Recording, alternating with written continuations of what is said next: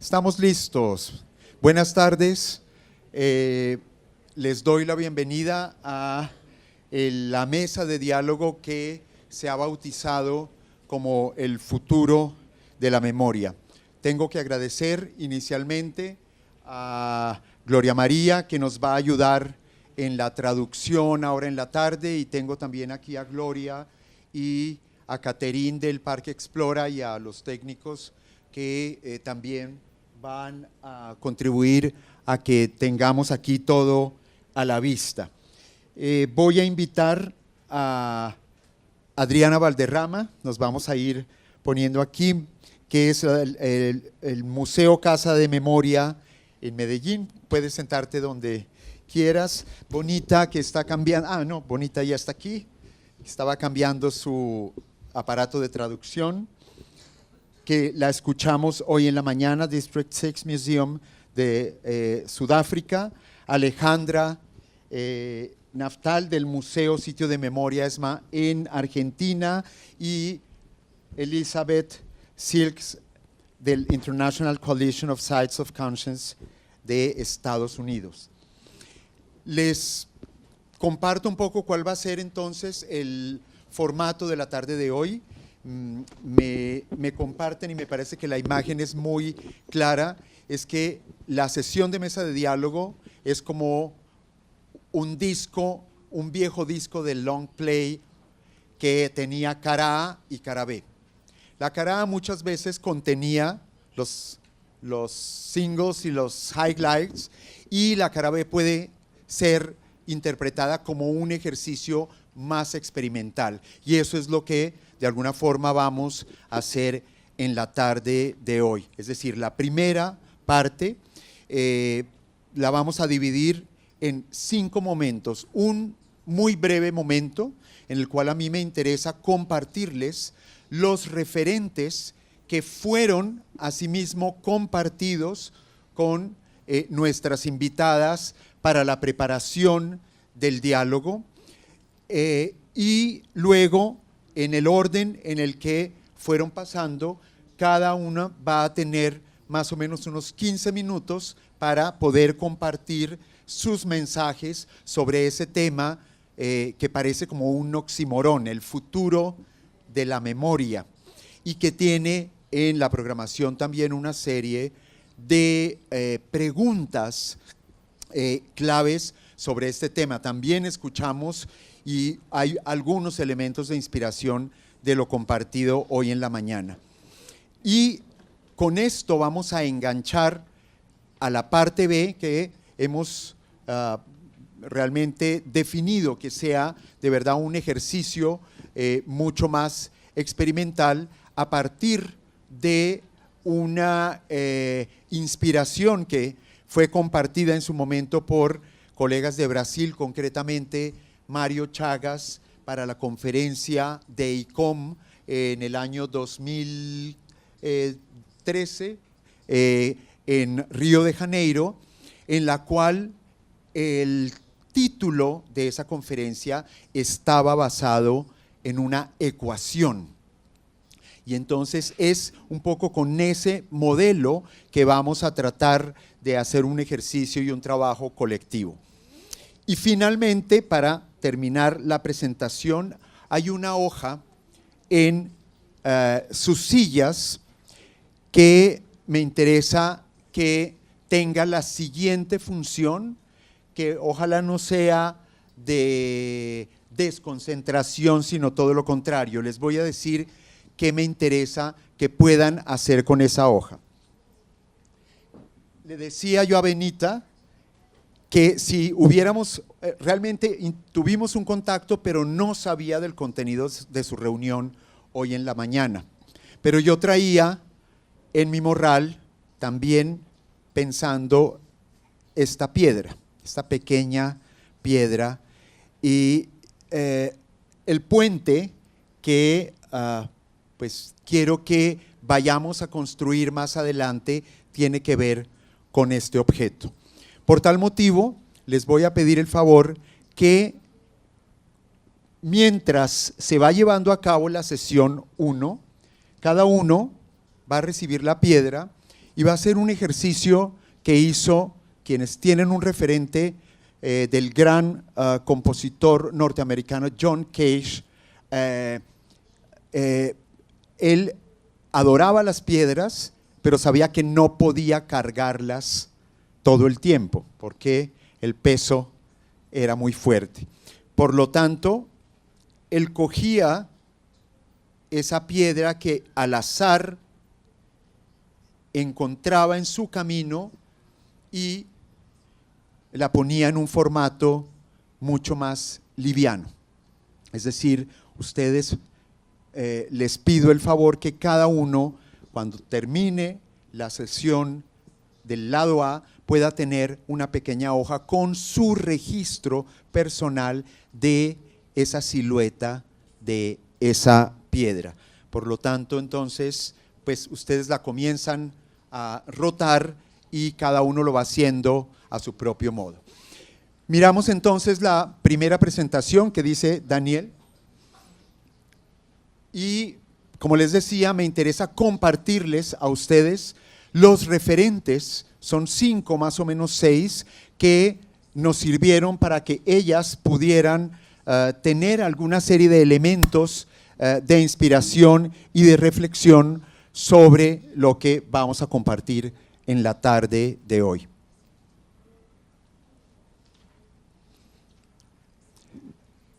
Compartimos unos referentes. El primero, siguiente. Paradójicamente, cuando me compartieron el título de la sesión, descubrí que alguien había usado un título similar.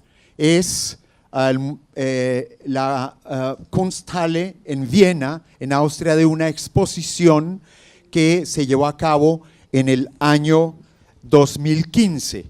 Y el referente era que esa exposición presentó un conjunto muy variado de reflexiones artísticas sobre otra como paradoja, la eternidad del presente y cómo los medios audiovisuales han creado nuevas formas de recordación.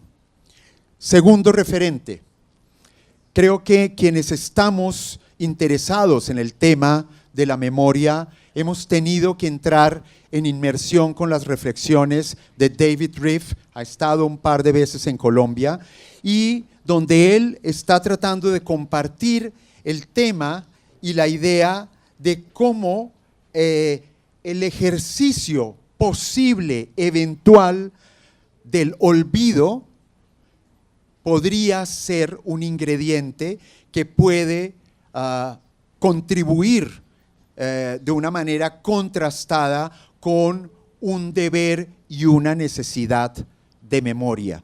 Y entonces estas son las dos publicaciones que están editadas en español, y el siguiente es una frase, este es David, que dice que el recuerdo, y es muy polémica, es un poco urticante esa frase, el recuerdo puede ser un arma de guerra, pero el olvido, según él, puede ayudar a la paz o contribuir a la sanación. Siguiente referente, que realmente son dos. Anish Kapoor, el gran escultor indio, tuvo un proyecto que se llamaba Memory, y ese proyecto estuvo exhibido en Berlín, pero también estuvo exhibido en el Museo Guggenheim en Nueva York hace unos 4 o 5 años. Estos son los bocetos del proyecto de Anish Kapoor, que tenía una serie de características físicas muy interesantes. Si ven ese gran óvalo, la siguiente por favor, era esta cápsula que yo creo que podría contener la mitad de este salón, una cápsula de metal que uno podía ver por la periferia, ya sea subiendo a un segundo nivel y eventualmente también pudiendo recorrer ese perímetro. Pero lo que había de la otra cara era una ventana Y esa ventana, cuando uno se asomaba, era una extrañísima masa de oscuridad y de densidad, que era sencillamente el contenido de esa pieza anterior que vimos allí. Es decir, había un asunto de una solidez y de una dureza muy fuerte, y lo que uno veía a través era algo que era impalpable, que era absolutamente intangible. Siguiente. Nos enorgullece compartir parte de esos proyectos de nuestra amiga y coterránea Doris Salcedo. Muchos de ustedes seguramente han oído hablar de ese gran proyecto de la Tate Modern que se llamaba Shibboleth, en el cual, a excepción e incluso habiendo precedido a una gran instalación de Anish Kapoor, lo que ha sucedido en ese caso, ella marcó una diferencia porque ese espacio que siempre ha querido ser llenado por los artistas a quienes el proyecto Unilever les da el encargo, lo que hizo Doris fue exactamente lo contrario, que fue vaciarlo y además de todo rasgarlo y crear una brecha en la cual ella envía un mensaje de qué significa estar de un lado y de otro en función de la inclusión o de la exclusión. Y tal vez tengan presente que acaba de abrir un proyecto muy impresionante y muy conmovedor en el Palacio de Velázquez, en el Museo Reina Sofía, donde también llamado palimpsesto, como hoy Juan Luis mencionó, tituló su conferencia, y es los nombres de muchos de esos exilados que han muerto en el mar Mediterráneo, y donde los nombres se superponen por un registro de agua misterioso que aparece y desaparece. Entonces, Doris también como un referente en función del tema de cómo recordamos, qué recordamos, a quién debemos recordar o con quién tenemos que activar la memoria. Siguiente. Saul Steinberg, el gran dibujante y caricaturista norteamericano. Lo traigo como referente porque en ese libro La Solapa hace una reflexión en la cual él dice que la memoria es como un ordenador que durante toda la vida sigue acumulando datos que no siempre se utilizan porque el hombre a menudo se parece a un transatlántico que navega utilizando una sola cabina. Y allí se acogen un flujo de pensamientos, y eso permite que a veces regresen olores depositados hace muchos años en la memoria y que por alguna suerte de circunstancia resuciten. Quizá, dice, tenga la suerte de reencontrar otras cosas que ahora parecen olvidadas. Es un ejercicio un poco proustiano de que a través de un acto sensorial llega una oleada de recuerdos y de memorias. Andreas Huysen, que también fue hoy compartido muy brevemente en el juicio, él dice, nos preocupa, o a él le preocupa, la musealización de todos y cada uno de los fenómenos que el mundo ofrece, entre ellos la musealización de la memoria. Él insiste en que hay unos riesgos en que todo tenga y deba ser musealizado, y este sencillamente es un ejemplo combinado, bueno, también del ejercicio magnífico del Museo Casa de Memoria. Está la palabra museos, allí el anterior era una propuesta de los pasados salones regionales colombianos de el Museo Efímero del Olvido, otro juego de palabras también. Siguiente. El boom de la memoria, del cual también Huysen se refiere. Yo colecciono recortes porque el tema es recurrente, el tema es como un moto que va horadando también la mente y que de alguna forma nos rodea, muchos artículos que hacen diversas interpretaciones del tema. Ahora, ¿cuál será el camino siguiente? La propuesta, y ya le vamos a dar la palabra a nuestros invitados, es: ¿será posible reimaginar la memoria? ¿Será que podemos pensar en un futuro de la memoria? Y ver si de pronto al articular los nuevos componentes de una ecuación, eventualmente podamos generar otros significados, otras resonancias y otra serie de referentes para que podamos hacer un ejercicio que naturalmente esté integrado con muchos de los temas también donde hoy la memoria está vinculada: reparación, olvido, perdón y pues reivindicación también. Entonces esos fueron los componentes que compartimos con nuestros invitados, y entonces ahora le doy la palabra a Adriana, que abre entonces el panel para que pueda compartir su experiencia y con ello tengamos el lado A del long play con las 4 bandas con mensajes.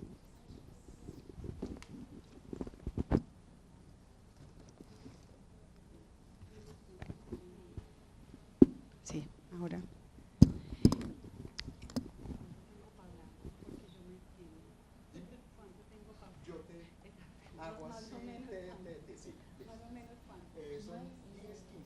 Listo. Bueno, como si para uno ir pasando. Bueno, buenas tardes. Voy a tratar de que esto pues sea ágil y no terminarlos ahora pues de dormir después del almuerzo, pero básicamente pues como trabajando como con esas preguntas y como con lo que Daniel pues nos propuso desde que nos llegó como la invitación a la mesa. A mí me parece que es una discusión muy interesante sobre todo ese tema del futuro de la memoria y como la dificultad que da muchas veces como entender memoria y futuro, porque uno siempre que le nombra memoria inmediatamente asocia memoria y pasado o memoria e historia, y se le olvida pues la necesidad de que uno hace memoria pues base al pasado para poder construir futuro. Y de que un ejercicio pues solamente de memoria hacia el pasado o memoria pura, pues nos volveríamos como Funes, el memorioso famoso que de todo se acordaba pero que nada podía hacer porque pues estaba de alguna manera consumido en la memoria y en el recuerdo. Entonces una necesidad también, creo yo, de comprender que memoria, pasado, presente, futuro, memoria y olvido, pues son conceptos que de alguna manera siempre van juntos, algunas veces en una complementariedad, otras veces en una tensión, y que es una tensión que siempre va a estar ahí, es una prevalencia de la tensión entre estos conceptos, y una tensión no solamente entre los conceptos como conceptos, sino también una tensión en lo social a la hora de que tratamos todos, digamos, de ponernos de acuerdo simbólicamente o de nuestros imaginarios, pues qué significa una cosa o qué significa la otra, o para qué hacemos memoria, o si es mejor tener más memoria que olvido.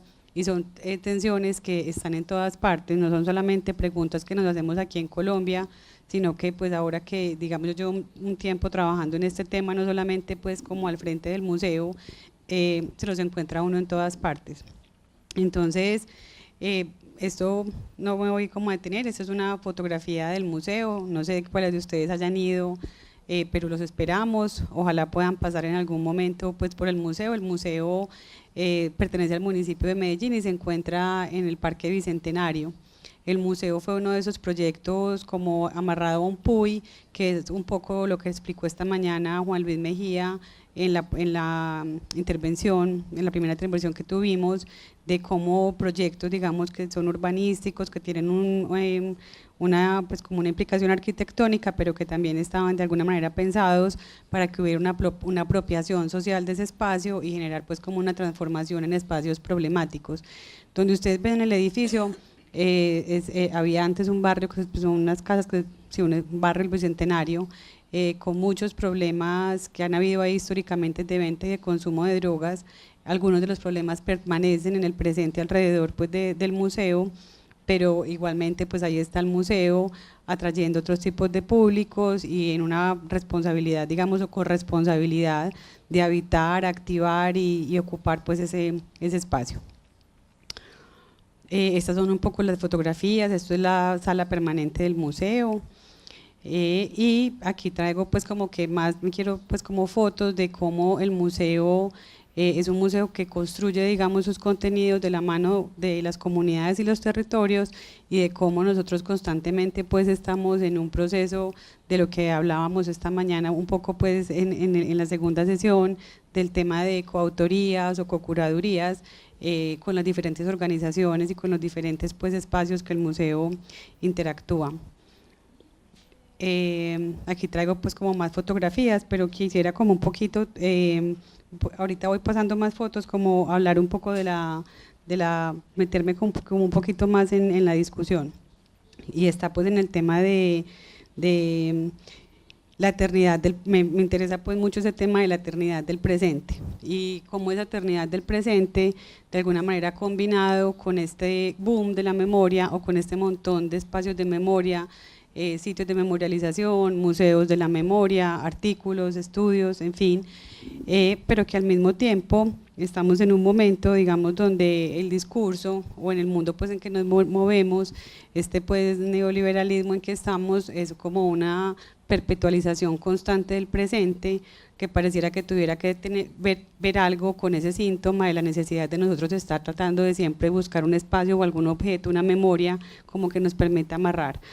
Y en función de, pues como digamos de ese síntoma, de un síntoma contemporáneo que acontece no solamente aquí en Colombia o en Latinoamérica o en Norteamérica, vengo también pues llegué ayer de una conferencia, una reflexión muy parecida sobre todo hasta de memoria con varios museos y espacios europeos, pues también tienen esa misma pregunta, ¿no es cierto?, de que qué es lo que está pasando, por qué esta demanda por la memoria, pero al mismo tiempo todos inmersos en un momento, pues en una temporalidad y en una manera pues como de producción y de tiempos que nos mantienen muy en un presente constante.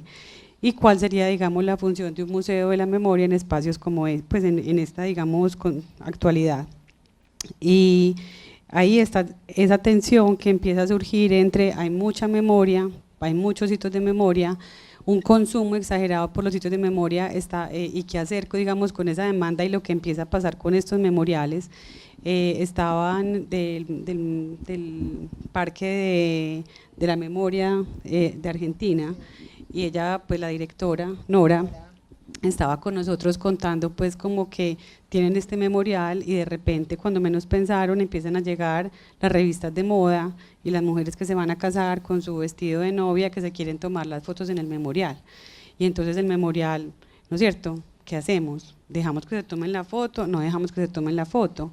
Tienen un parque de 4 hectáreas, pero resulta ser que la gente quiere ir al parque a hacer un picnic y quiere en el parque pues además asolearse, pero resulta ser que este es el memorial, ¿no es cierto?, donde está el recuerdo de las víctimas del terrorismo de Estado, entonces dejamos que se tomen la foto, dejamos que hagan el picnic y la necesidad, o sea, cómo el mismo fenómeno va obligando a los sitios de memoria a que digan, pues definitivamente pues hay que dejar que esto suceda, porque si empezamos a decir no, no, no, no, pues entonces esto se me vuelve el memorial digamos clásico, sobrio, no habitado, no vivido por la misma comunidad y en contraparte está alguien de Perú que está contando digamos las dificultades que han tenido en Lima con un museo al que le hicieron una inversión millonaria, no hubo como un buen proceso de apropiación, se ha vuelto un sitio muy turístico pero que las mismas personas peruanas o la gente de Lima pues no quiere visitar, entonces están como esas tensiones y siguen estando ahí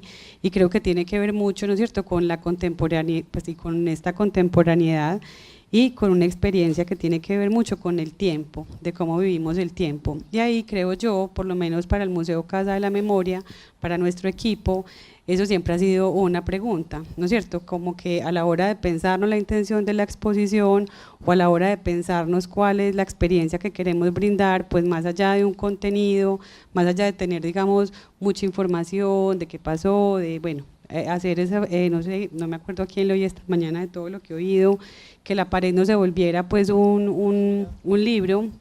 Más que eso, lo que queremos es brindar una experiencia que permita, digamos, una sensación o una experiencia que nos permita vivir el tiempo, que haya como una sensación que a través de ese encuentro diferente con la temporalidad podamos abrir o se pueda abrir como una pregunta o algo que genere una pregunta de por qué esa experiencia o ese encuentro con ese espacio del museo me hace sentir o me hace como, digamos, experimentar algo distinto.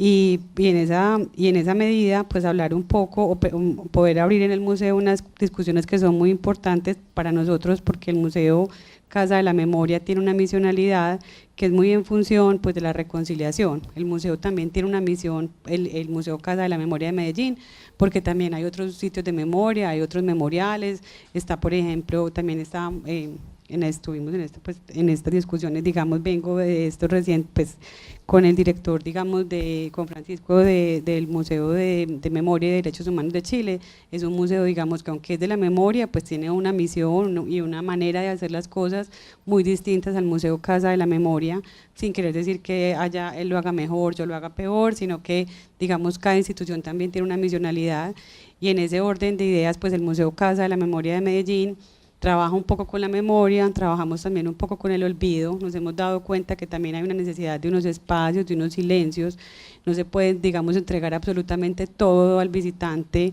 como llenarlo de contenido, sino que también como dejar una libertad de que el visitante tenga una experiencia y que esa experiencia, ¿no es cierto?, pueda salir con una pregunta, pero a través también de unos espacios que no se llenan, de permitir unos cortes, digamos, en la cantidad de información que se da, porque sí hay una necesidad de nombrar ciertas cosas, de velar ciertas cosas, pero también mantener otras y dejar que sea más aunque el museo es un espacio comunitario, un espacio colectivo, también permitir un poco la experiencia desde lo subjetivo. Y en ese orden, pues, y de esa manera, pues poder cumplir con la misión que nosotros tenemos en este momento, sobre todo pues puntual, en este contexto histórico que es muy particular de nosotros en Colombia, aquí en Medellín, pues en un proceso de paz, que lo que necesitamos es crear un espacio, una plataforma donde podamos tener unas memorias, digamos, cruzadas, unas memorias que se cruzan, porque cuando trabajamos aquí con ejercicios de memoria, nosotros nunca encontramos una verdad única. Podemos trabajar con muchas comunidades al mismo tiempo y nunca el relato es el mismo, nunca, digamos, el recuerdo o lo que una experiencia del museo, como lo que mostraba un poco Daniel en esa última fotografía que me gusta mucho, lo que evoca no es lo mismo. Y pues, entender que lo que hacemos desde el museo es como una plataforma donde todas estas diferentes relatos, memorias, vivencias, evocaciones de lo que ha sido, digamos, los hechos traumáticos, los momentos difíciles de nosotros como sociedad, podernos, digamos, ahí encontrar y crear canales de escucha y espacios sobre todo de encuentros, de diálogo, y que a través de la palabra y de esta invitación que hace el museo, pues podamos entrar y facilitar como espacios de discusión. Para nosotros, como un poco, yo creería que este tema del futuro de la memoria, por lo menos para el Museo Casa de la Memoria, es un espacio, digamos, una memoria incluyente, una memoria plural, una memoria que nos facilite tener espacios de reconciliación. Porque entiendo un poco el trabajo de David Reef, yo me he leído sus libros, entiendo también como su experiencia personal. Yo no creo que David sea, o sea, uno lo tiene que leer entendiendo la vivencia que tuvo él en Yugoslavia, más que como si fuera un libro, digamos, académico. Yo creo que él está relatando ahí un poco también algo que él vivió, y creo que, pero tiene razón, en que en este momento, sobre todo para nosotros aquí en Colombia, que hacemos una memoria tan viva de un conflicto que está tan presente, que no es un conflicto pasado, no son, digamos, lo que ha pasado en el Cono Sur, que tienen sus ejercicios de memoria muy bien, pero son dictaduras que ya pasaron, lo mismo que en Sudáfrica, pues ya hubo, digamos, un proceso de finalización, no quiero decir de finalización completa y perfecta, pero digamos ya ha habido una transición, nosotros todavía estamos, digamos, apenas transitando por el momento. Entonces, ay, me perdí, no sé. por mirar esos 5 minutos, pero perdón. Pero bueno, la idea es que nosotros aquí en este presente pues en el que estamos, sí la necesidad de que lo que hagamos en el museo sean relatos y construyamos unas memorias lo más abiertas y plurales posibles para no ir a caer en eso que David Reeve nombra, que es el peligro de la memoria, cuando se construye una memoria de un solo lado, hay un solo relato donde, digamos, no se escuchan las otras voces y esos relatos, esas memorias terminan siendo las que permiten o justifican unas violencias del futuro. Entonces creo que es un momento crítico para nosotros aquí poder discutir esto que es la memoria, qué memorias estamos haciendo, teniendo siempre la claridad de que hay muchas tensiones entre presente, pasado, futuro, memoria, y entender que, pues, que desde el presente se puede cambiar el pasado y que también desde el presente se construye el futuro. Entonces que un poco pues es como, hasta ahí lo voy a dejar. Perfecto. Gracias, Adriana. Muy consecuente, y es en serio, que puede haber algunos vacíos de memoria. Tú lo dijiste, bueno, ahí de pronto pasa algo, queda suspendido ese mensaje y bueno, se retoma luego. Perfecto, muy bien. Sigue entonces ahora Bonita, que va también a compartirnos y complementar su mensaje de hoy en la mañana.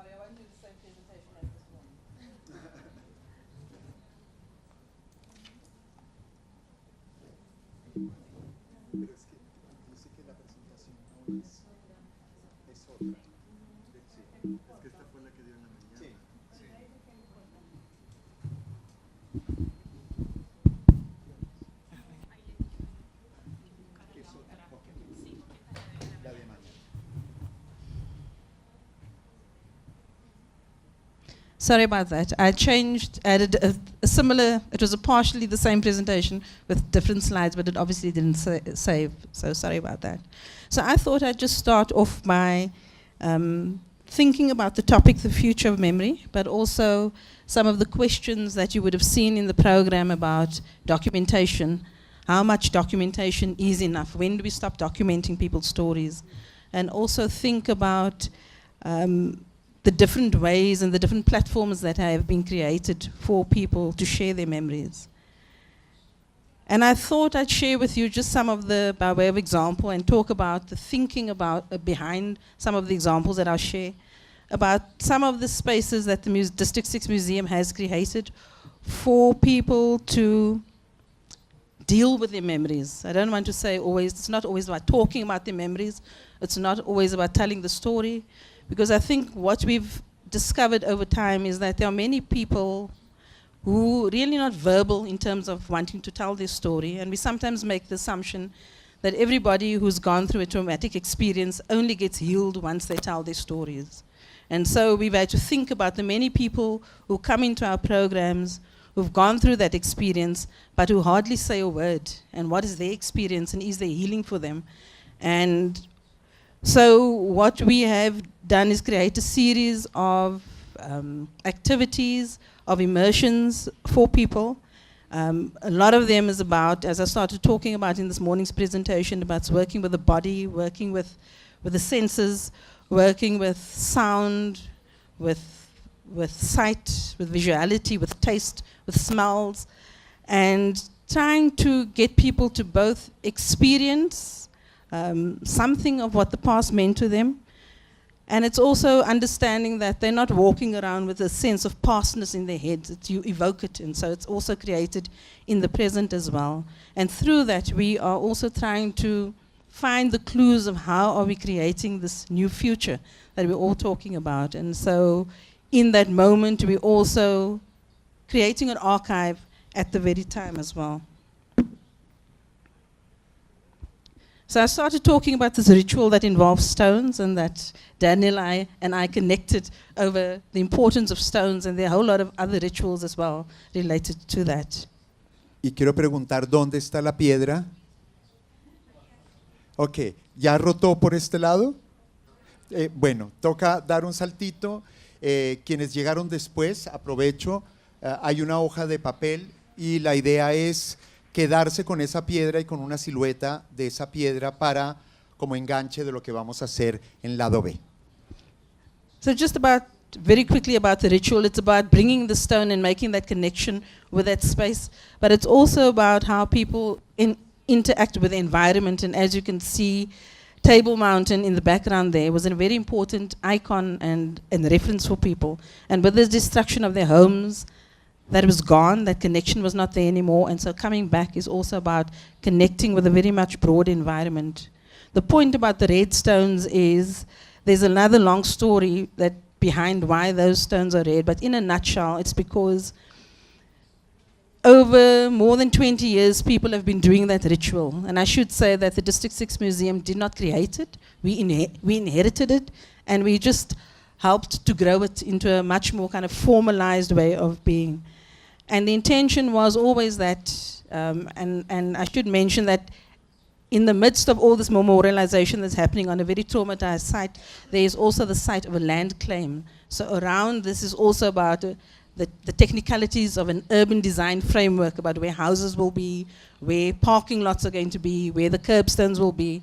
And part of what we are trying to do is to capture some of that pastness and work with the new thinking around urban design and see how this can be integrated as well into the plan.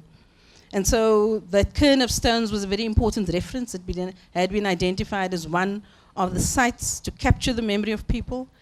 And another long story, there was some violation by development that happened on the site. And the cairn doesn't exist in the form that we know it anymore. It is the site of a contestation at the moment.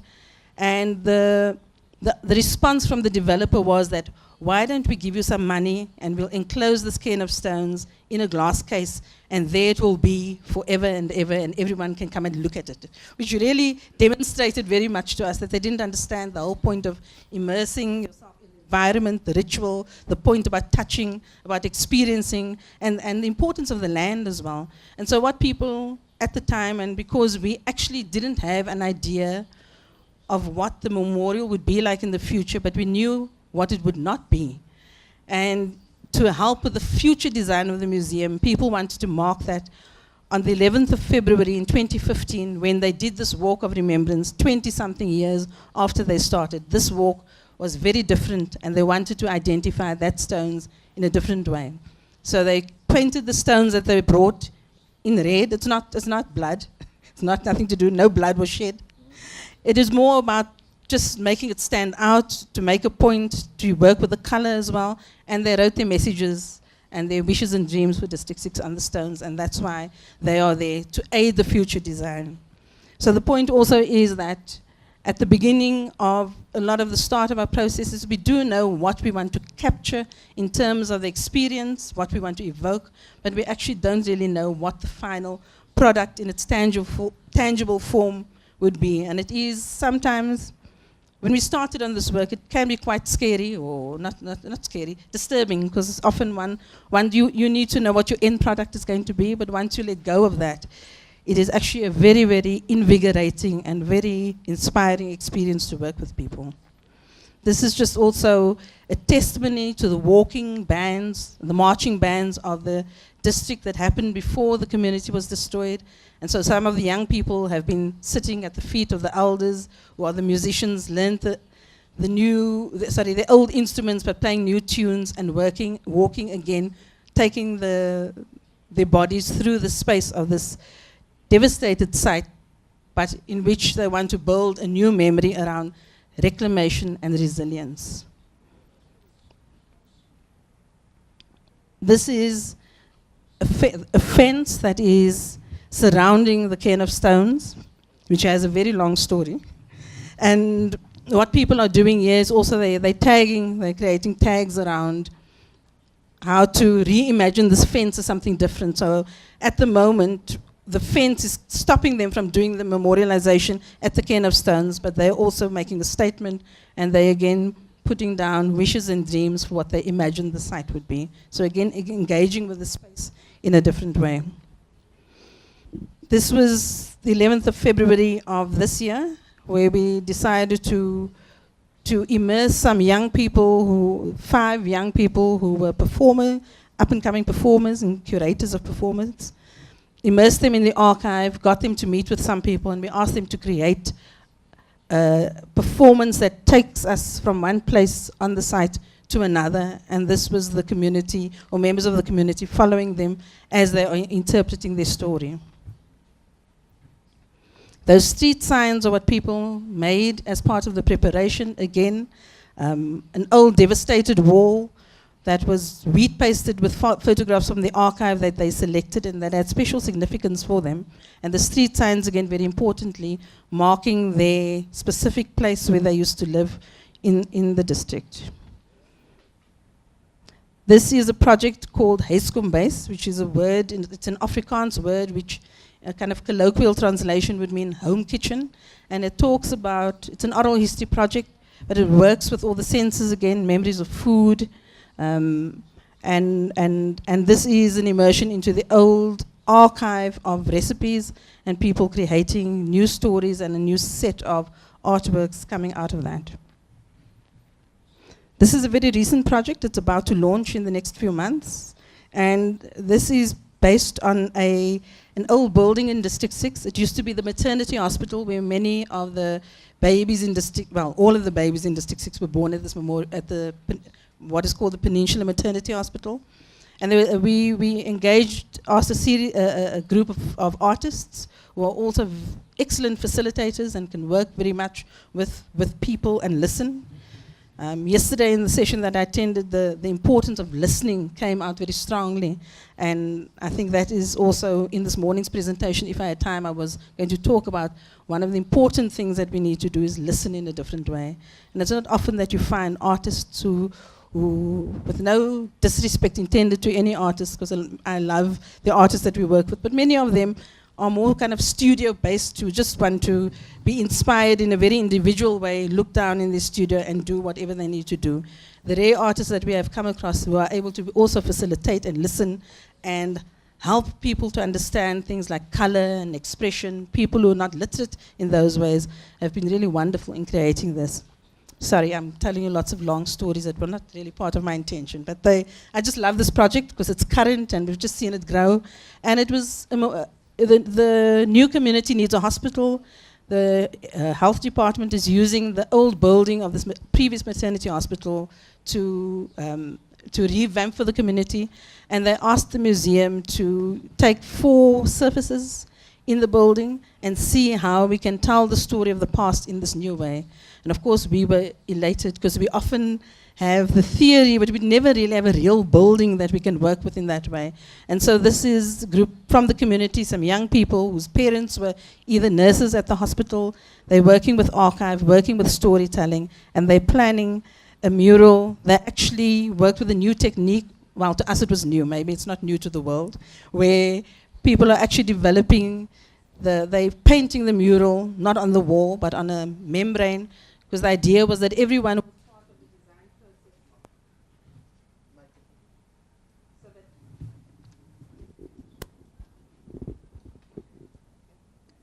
Hello? So that everyone who was part of the design process could actually be part of the painting as well. And there they are, the old folk getting up on the scaffolding, and they're also part of that. So this is another part of that, of the project. It's a plant that in the first corner on your right-hand side, you will see it's very dried up. It's known in various communities by different names, either as the resurrection plant, or the flower of Mariam, or the flower of Jericho, or the flower of Fatima. There are different ways. But it's a plant that was used historically in Cape Town as part of the birthing process. So when women particularly went into difficult labor, this dried up plant would be immersed in water and it would slowly come to life and open up. And apparently that was that aided in the birthing process. And I won't go into the details of how that worked, but it was also came out of the storytelling, and that is how the community translated that into a work of art onto the building, and that of course will be an opportunity for people to tell the story. This is a building site, a parking lot, and on the parking lot some artists were also asked to just imagine how would you tell the world that this wasn't always a parking lot, what went before? And that was one artist's interpretation of a church that used to be on the parking lot. And of course, one knows that where there are churches, where there are schools, where there are mosques, where there are synagogues, it's representative of a community because they don't exist in isolation. I'm just flipping through. This was also in preparation for just recently Heritage Day. We worked with an artist who had an exhibition, and a large theme of his work that came out was around masks and masquerade. And so some of the artwork was translated, or well, it wasn't really translated, it was copied onto fabric, and people are creating, they're preparing for Heritage Day. Again, how do they process through the site? And they're creating banners that they will take through. So this is some of the people who were part of that walk. And those big life-size or larger-than-life statues that they've created at the back was also the interpretation of the archive of slavery in Cape Town. And so they have 3 slave women, the one who was really, she was still in slavery, the other one was very hard at work, and there was a freed slave, so they represented the different kind of phases in a very simple way through history. And this was also as part of the same walk, just stopping at a site with an archival photograph which showed what that street used to look like. So I'd like to think that what we are doing is really working with the reconstruction and return of dignity of people. And this quote is one that I often go to. It's by our former Minister of Education, Kada Asmal, who says, "Can there be a more important human condition than dignity? Without it, we are bitter, downtrodden, unheard, humiliated, embarrassed, and disempowered. With dignity, we are peaceful, collegial, kind, compassionate, and even at times cohesive." And I'd like to just end with that, because in terms of, certainly from my context, what we are trying to attempt to do in terms of working with memory is working at making change and bring about both individual, community, collective, national change, transforming people and returning or being part of the return of dignity which was robbed from people in the days of apartheid, when their homes, their memories, their dignity was taken from them. And so in terms of the future of memory, I'll leave it as a question for now.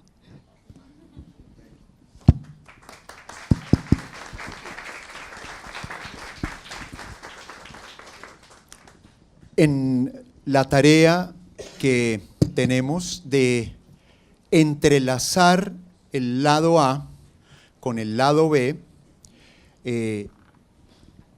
tengo que proponer ahora un pequeñísimo ejercicio antes de dar la palabra a Alejandra. Solicito que la puerta quede abierta y que conste que no es un reproche, pero he visto a algunas personas con los ojos cerrados. Después de almuerzo es legítimo cerrar un poco los ojos. Pero lo que quiero proponer ahora, poco inspirado en algunos de los conceptos que se han compartido, es que quisiera, ya ustedes deciden si lo hacen con los ojos cerrados o con los ojos abiertos, lo que vamos a activar es el oído. Y lo que quisiera es que traten de capturar el sonido más lejano que podamos percibir desde el sitio en el que estamos ahora. Y esa percepción de ese sonido más lejano, naturalmente, debe arrancar de lo más cercano. Pero van a ser 1 minuto o 1 minuto y medio, y luego les pido el favor de que ese sonido que quedó registrado como lo que consideramos lo más lejano audiblemente posible, lo puedan escribir, porque nos va a servir también como la piedra que tengo que preguntar dónde bravo, gracias. La piedra sigue su camino, qué bonito. Nos va a servir como la piedra para parte del lado B de la memoria. Entonces, les pido que comencemos este pequeño viaje.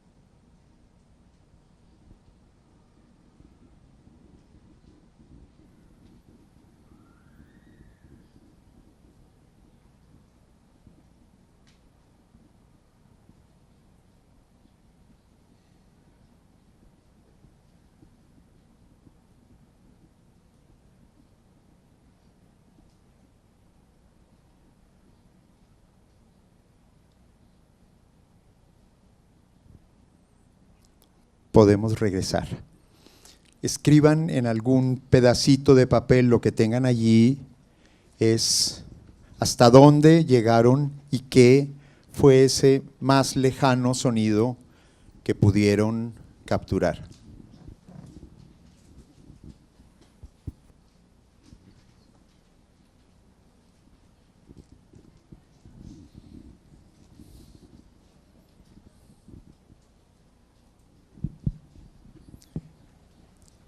Y ahora entonces damos la palabra a Alejandra Naftal del Museo Sitio de Memoria ESMA en Buenos Aires.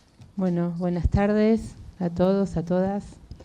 Yo voy a empezar mi presentación con un pequeño video que vamos a ver. Lo que les voy a pedir a todos que oigan, miren, pero que también se fijen en las personas que están narrando la pequeña historia que van a ver. ¿Podemos ver el video?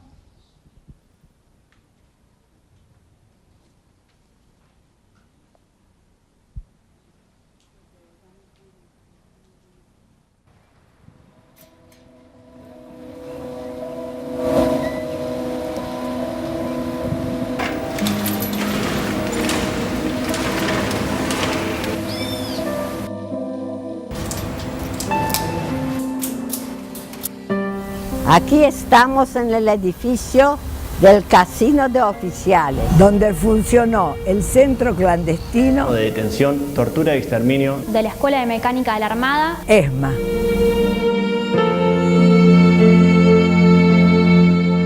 Durante la última dictadura cívico-militar, Entre los años 1976 y 1983 existieron en nuestro país más de 600 lugares de detención ilegal.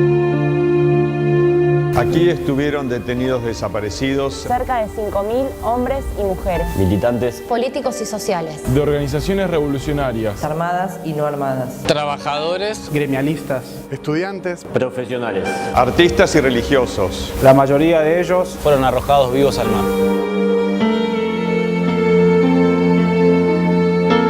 Aquí la Armada planificó secuestros y llevó a cabo asesinatos de manera sistemática. Aquí mantuvo a los prisioneros, Encapuchados y engrillados. aquí los torturó. Aquí los desapareció.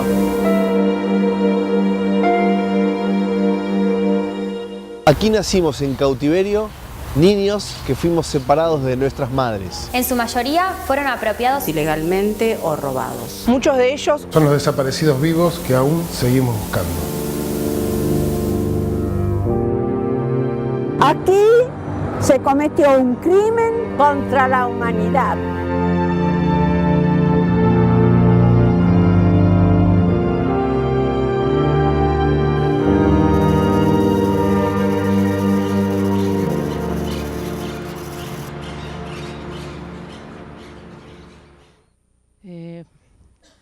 Bueno, yo quería iniciar la presentación del día de hoy con este video porque son ellos quienes vieron que hay una diversidad de hombres y mujeres, viejos, jóvenes, que son los que cuentan la historia de lo que ahí pasó. Vimos madres de Plaza de Mayo, por ejemplo, las dos madres de Plaza de Mayo que vieron ahí, Vera Jara y Sara Ruz, son dos madres, las dos sobrevivientes de la Shoah, que escaparon de la guerra, llegaron a la Argentina, y una tiene a su hija desaparecida, Franca Jarach, en la ESMA, y la otra señora tiene a su hijo, Daniel Ruz, físico, también desaparecido en la ESMA.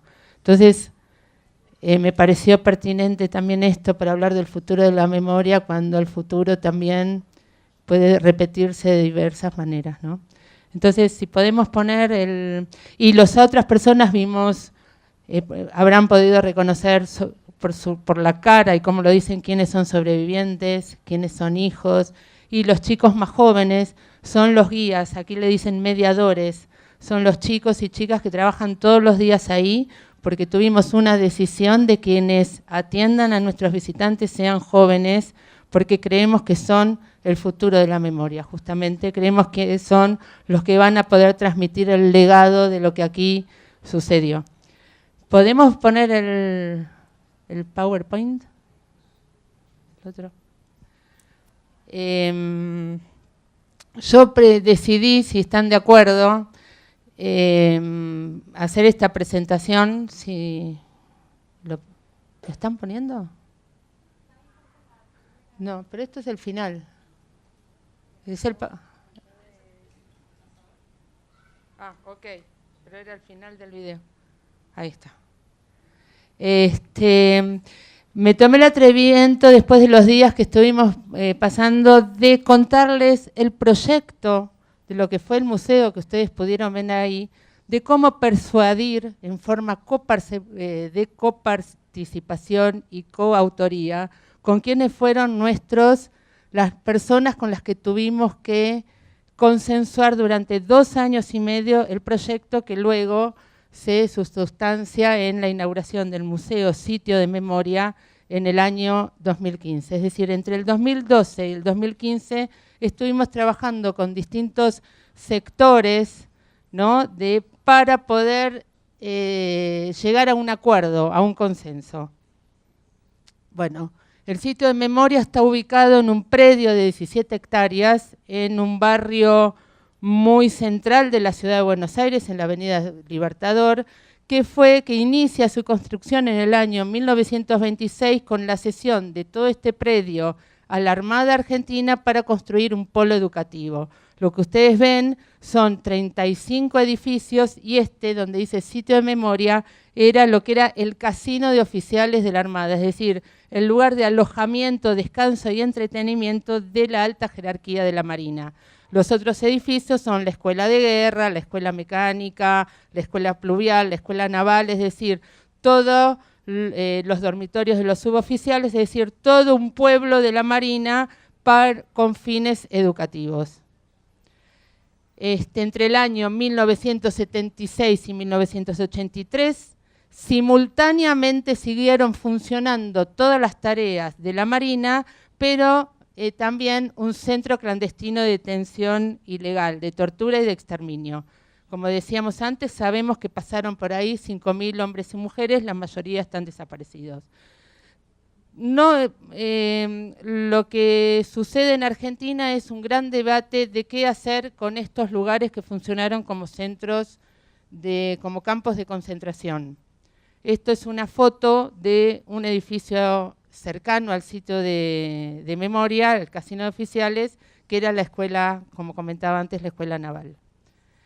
El edificio es un edificio de 3 plantas donde funcionaron los distintos lugares de reclusión, tortura, planificación de secuestros. Este es el Casino de Oficiales, vacío, y así es tal cual lo recuperamos en el año 2007. Cabe destacar que funcionó como campo de concentración entre 1976 y 1983, y entre 1983, con el retorno de la democracia, hasta el 2007, el edificio estuvo en manos de la Marina. Es decir, que en ese periodo hubo borramientos de marcas, borramientos de huellas, de todo lo que pudo haber sucedido ahí. Este es el estado en el que recibimos nosotros este edificio. Entonces, como les decía, vamos a pasar rápidamente el partido conceptual de la apuesta museológica sobre lo que había que hacer aquí. ¿Por qué destaco esto? Porque hubo discusiones de todo tipo en la sociedad argentina, desde que había que derribarlos hasta que había que dejarlos como lugares sagrados, como templos. En esa escala hubo cantidad de discusiones y yo creo que había un museo por cada una de las personas que podía pensarlo. Entonces, quiero ir a este momento, ¿por qué fue posible ahora, digamos? ¿Por qué durante tantos años no se pudo llegar a un acuerdo y recién en el año 2012 pudimos empezar a pensar qué hacer en este lugar? En principio porque hubo una fuerte convicción del Estado, digamos. Hubo un gobierno que tuvo una fuerte convicción de que había que convertir estos lugares en lugares de memoria. En la Argentina algo muy importante, ustedes a lo mejor vieron en el video la última imagen de la sala, que tiene que ver con los juicios. En Argentina la salida que tuvo el movimiento de derechos humanos y la sociedad argentina fue justicia.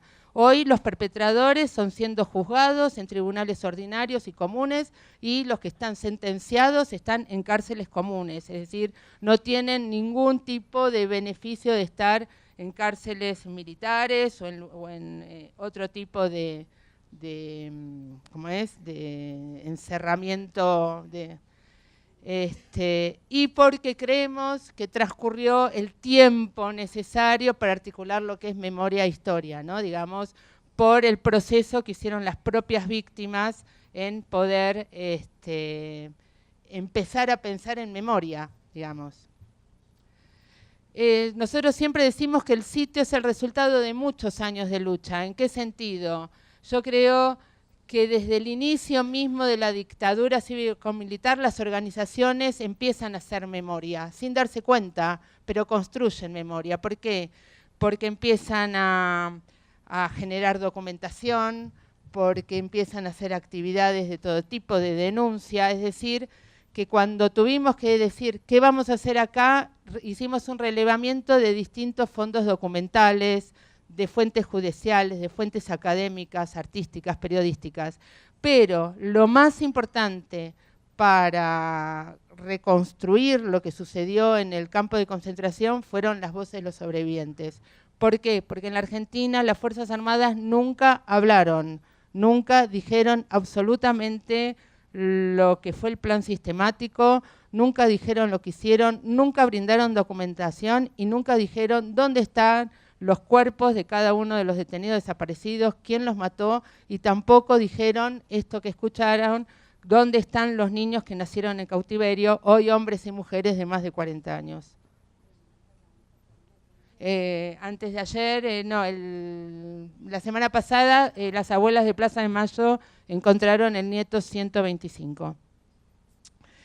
Para nosotros fue muy importante y voy a hacer un paréntesis. La verdad que estos días para mí fue vivir en un mundo paralelo, porque todos pensamos lo mismo y no hay que explicar tantas cosas que para uno cuando tiene que dirigir un museo tiene que explicar lo que a veces es tan básico. Nosotros siempre dijimos que este museo tiene que ser abierto y prolongado en el tiempo, digamos. No tenía que ser una intervención pensada en forma permanente, hablo de permanente e irreversible.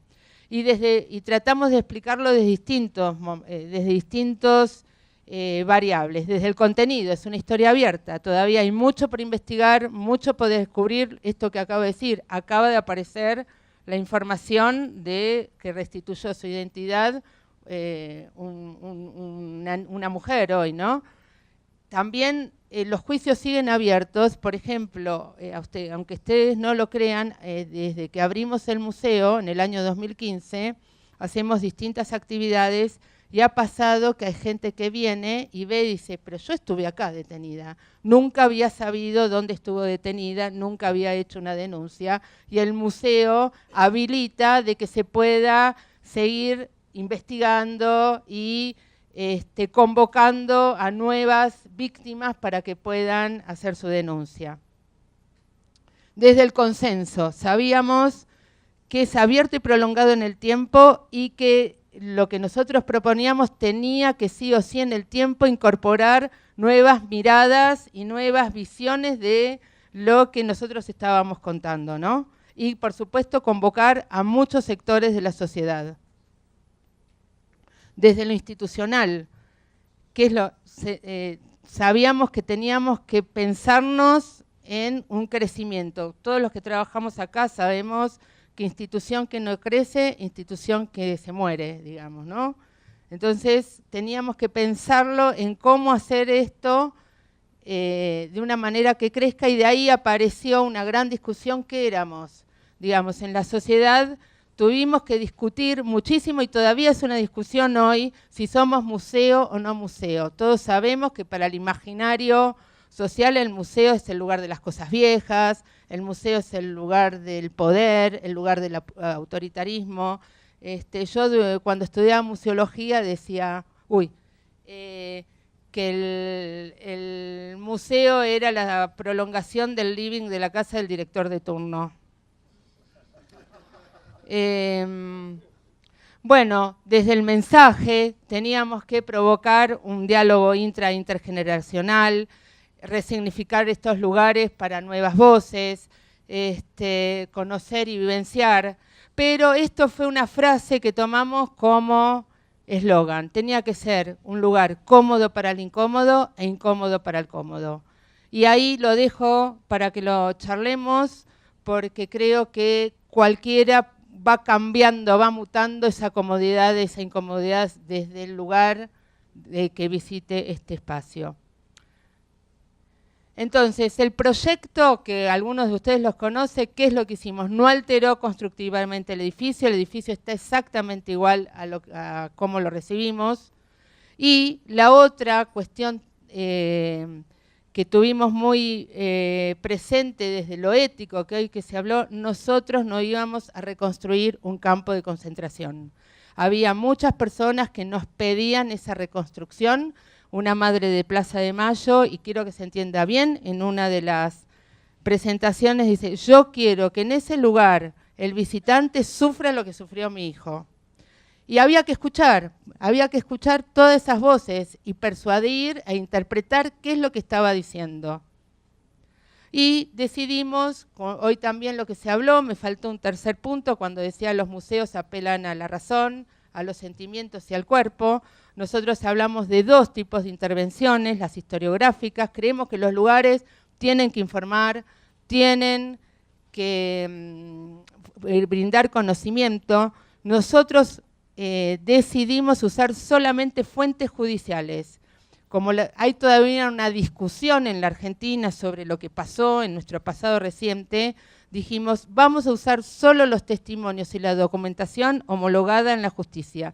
Descartamos cualquier otro tipo de fuente que provenga de otro tipo de organización e intervenciones contemporáneas y vivenciales que apelen a las emociones. Y voy a terminar, aquí lo vemos un poco, con esta frase que dijo, nunca dejaré que la foto de mi hija esté en el lugar donde la humillaron, la torturaron, la desaparecieron. Nosotros teníamos un proyecto donde todas estas fotos, que es una iconografía muy importante de la Argentina, de nuestras marchas, de nuestras banderas, digamos, nos había matado el proyecto, que lo teníamos en otra sala con unas fotos enormes.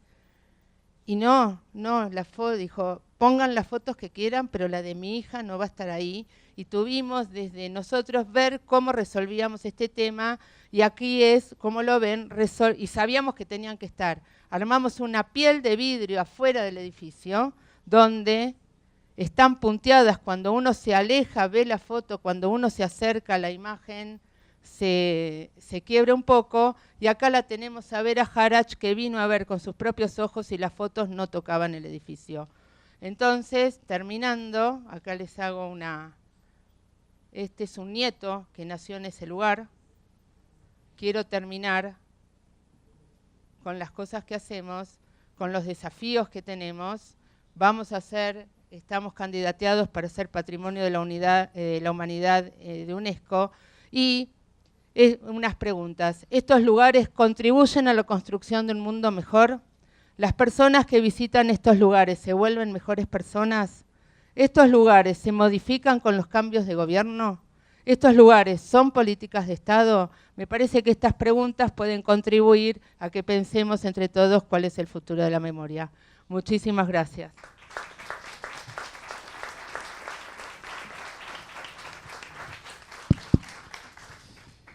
Y vamos redondeando la cara A de esta tarde, y ahora le damos la palabra a Elizabeth Silkes del International Coalition of Sites of Conscience. Thank you very much. What I would like to present today, adding on to the excellent presentations that came before, is a snapshot of memory programs around the world. Just to start by saying that Sites of Conscience represented on the stage, in the audience, many Sites of Conscience directors and other representatives are here at this conference. Do we believe that there is any memory that is unspeakable? Is there any event, any history that can remain unspeakable? We believe there's not. There's trauma, there's atrocity, there's barbarity. But in fact, memory is our greatest weapon against barbarity. And if we look at when memories have been suppressed over time, we can look at what's happening today in Russia, where 82% of the Russian population believes that the hard hand of the Putin administration is in fact warranted.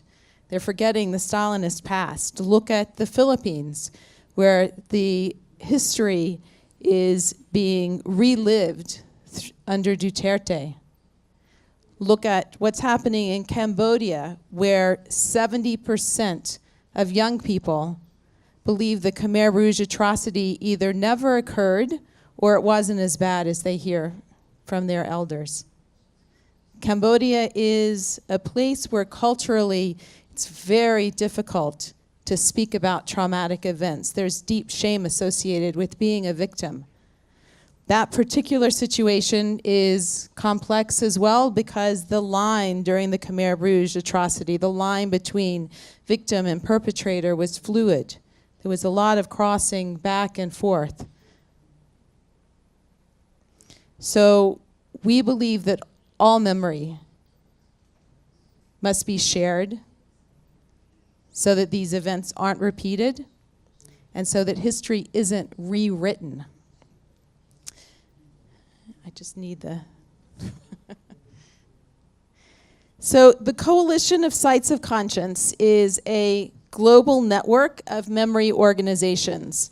There has been some discussion about how many memory initiatives there are, how many memorials there are around the world, but in fact that number is increasing as events demand to be remembered.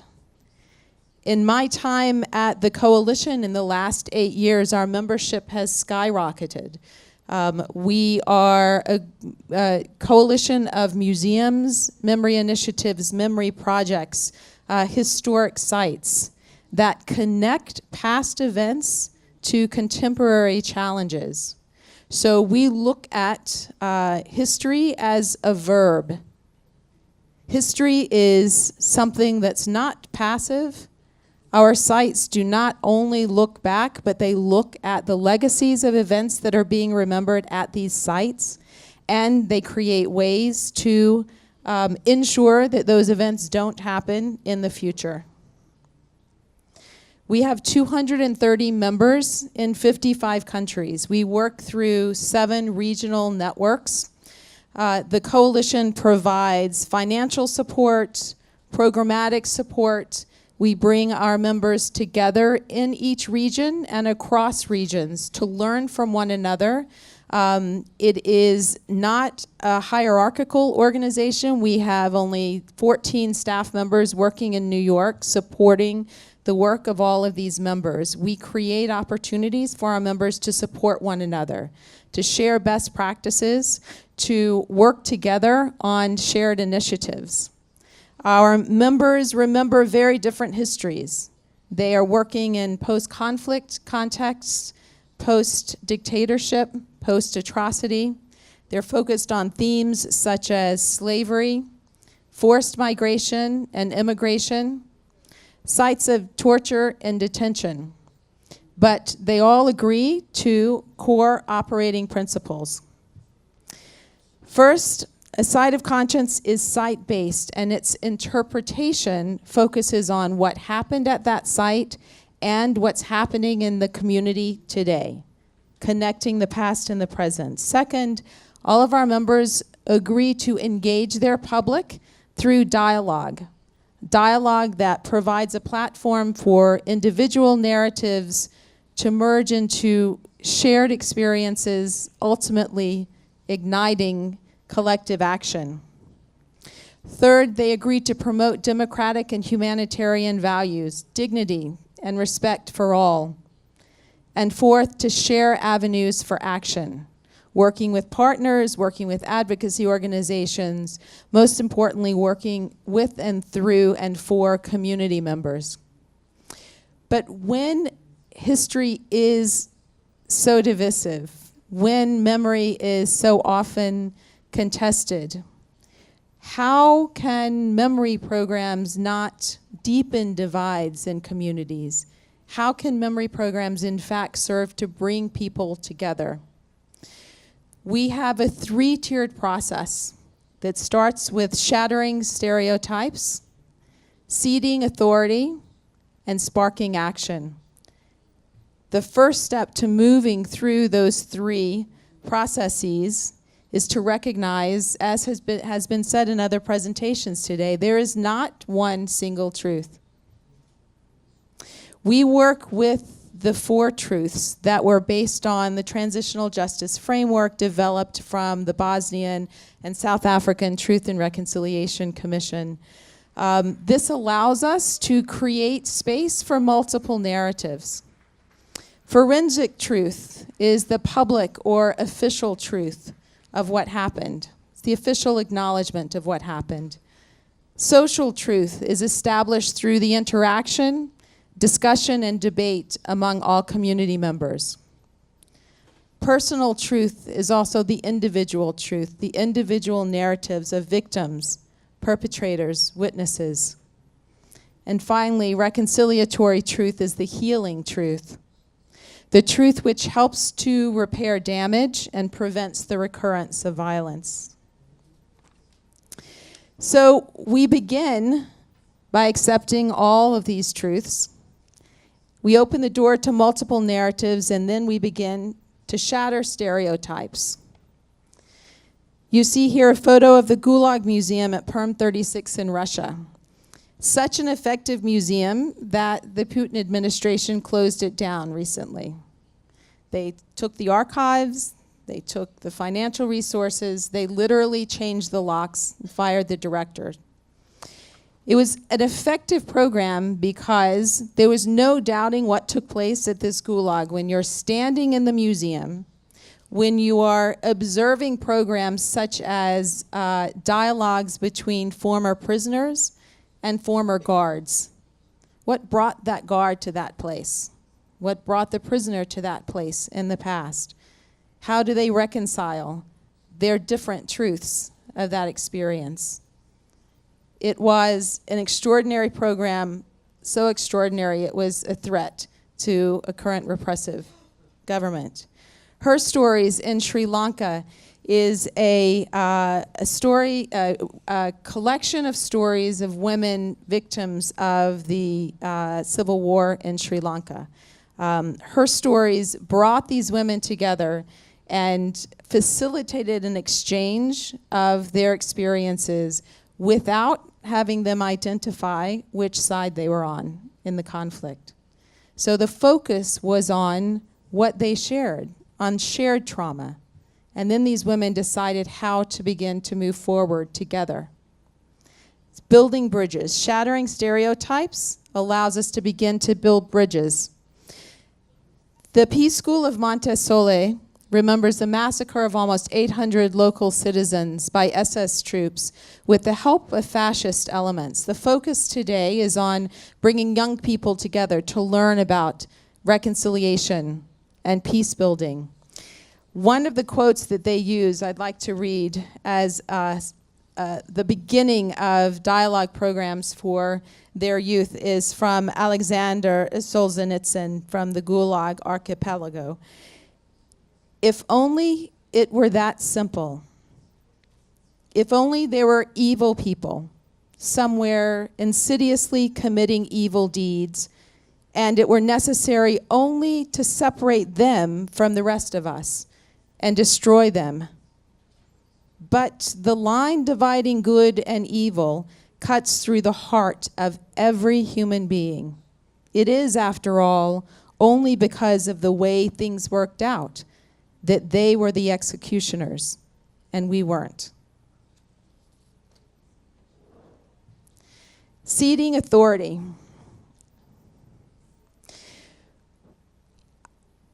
I've heard the word expert used so many times over the course of these last days, and I will say we don't use the word expert in our work. It makes me very uncomfortable.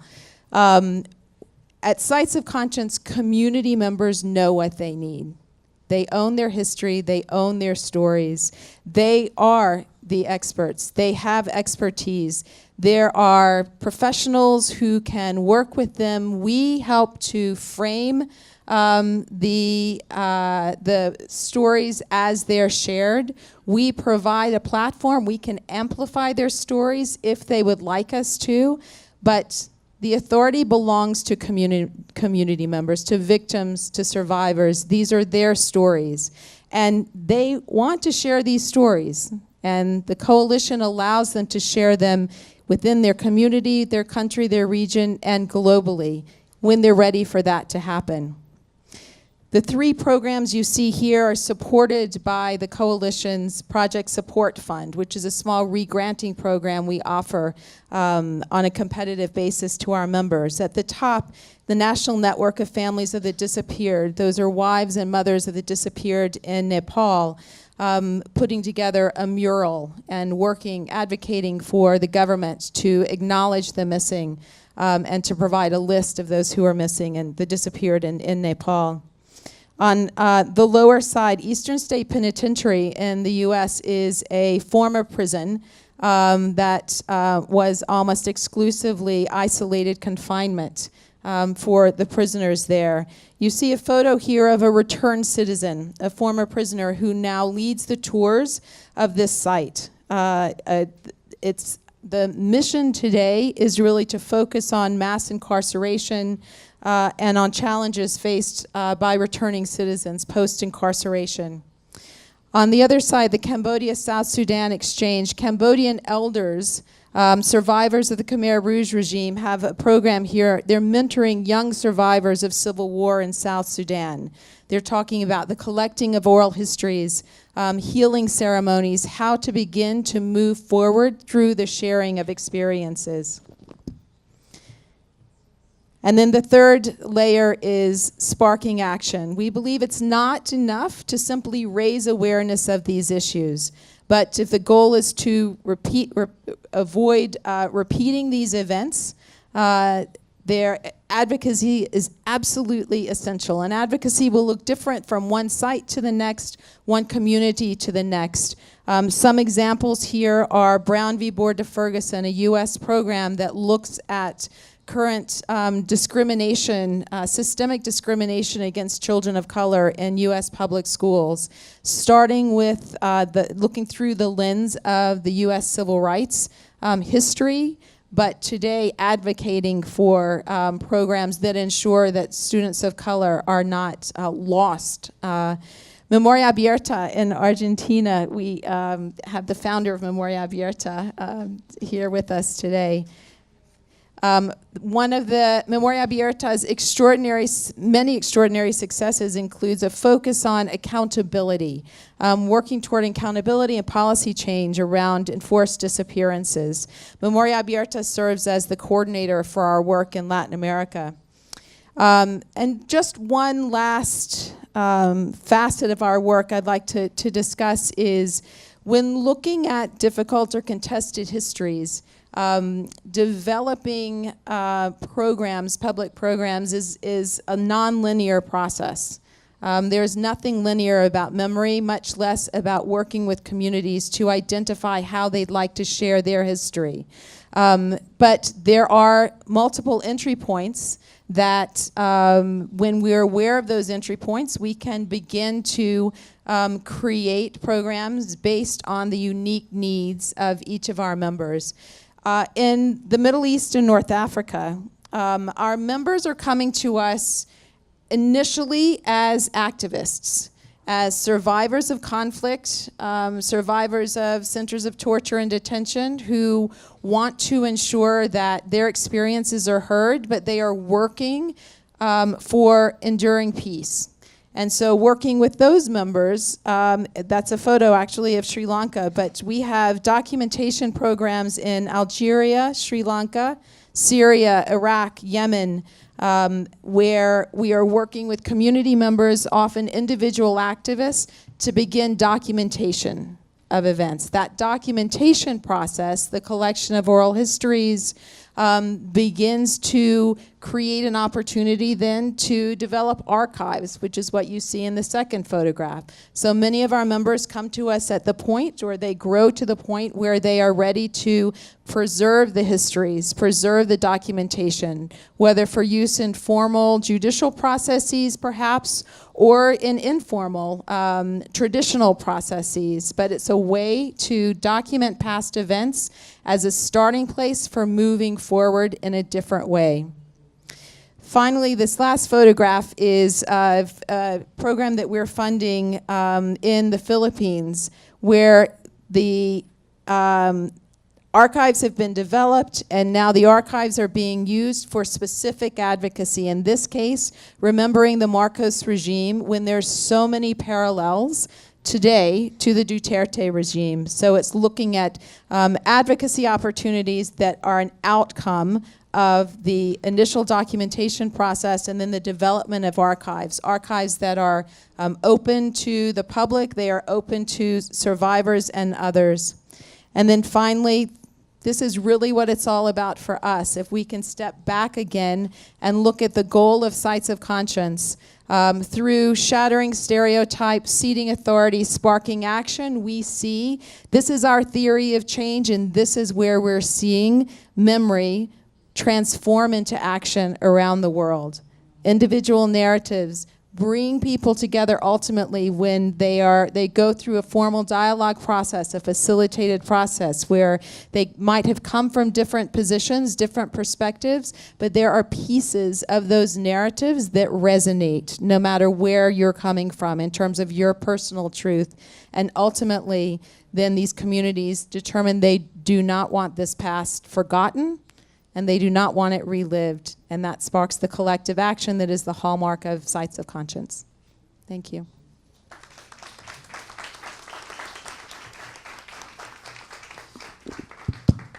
Bueno, qué increíble posibilidad de compartir. Hay, digamos, muy sintéticamente 4 elementos que yo quiero que tengamos presente para lo que vamos a hacer más adelante. El tema de cómo Adriana trae el componente del tiempo en este ejercicio de la memoria. Bonita habla de dignidad como una opción de devolvernos la integralidad. Alejandra vuelve también e instala un tema que se parece al de Adriana, que es el de hacer procesos o invitar a procesos abiertos y prolongados en el tiempo y no asuntos permanentes e irreversibles. Y Elizabeth, que nos habla de la memoria también como un arma que puede conjurar la barbarie. Por tal motivo, hay dos puntos antes de hacer una pequeña pausa. Los quiero invitar a la segunda parte, que es el lado B, que es donde todos vamos a poder tener ya luego una opción de intercambiar de unas maneras diferentes y con otros formatos, donde veo que la piedra ya trazó su camino completo, casi que cierra el círculo.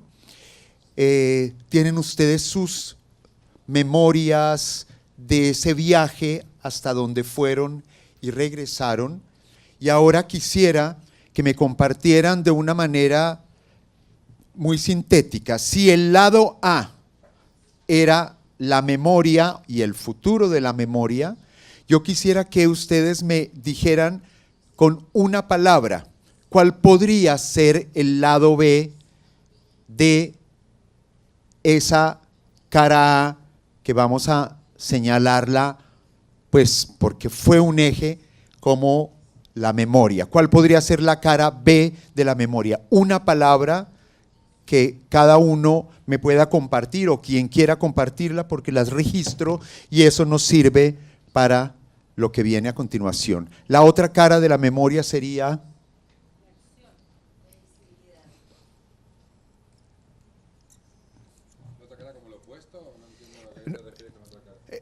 hablamos que esto es casi como un formato de vinilo, donde hay una cara B y una cara A y una cara B. No necesariamente tienen que ser opuestos. Entonces, acción. Otra palabra, ¿alguien me compartió una antes de invisibilidad? Gracias. Está, invisibilidad, acción. La cara B de la memoria puede ser olvido, puede ser un opuesto. Cara B, presente. Cara B, inspiración. Cara B, ausencia. Cara B, acción. Cara B, recordatorio. Cara B de la memoria, comunidad. Cara B, conexión. Oh. Cara B, archivo. Y cara B, reconstrucción. Healing, sanación. Lapso. Diálogo. Metáfora. Emoción. Cuerpo. Creo que tenemos un buen repertorio para lo que va a venir ahora a continuación. Y termino con lo siguiente. Aplaudimos el ejercicio de este trabajo con la memoria y con las comunidades. Y podríamos cerrar la sesión volviendo a aplaudir a nuestras invitadas. No. Ya aplaudimos. Lo que quiero es hacer exactamente, en ese caso, una cara B. No es un minuto, un instante de silencio para que traigamos presente por quienes están o siguen ausentes.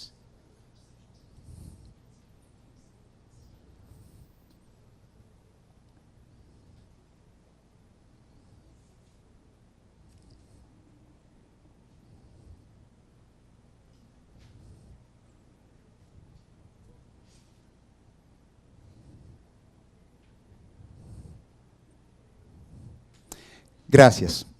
Nos vemos en ¿cuánto tiempo tal vez? 15 minutos.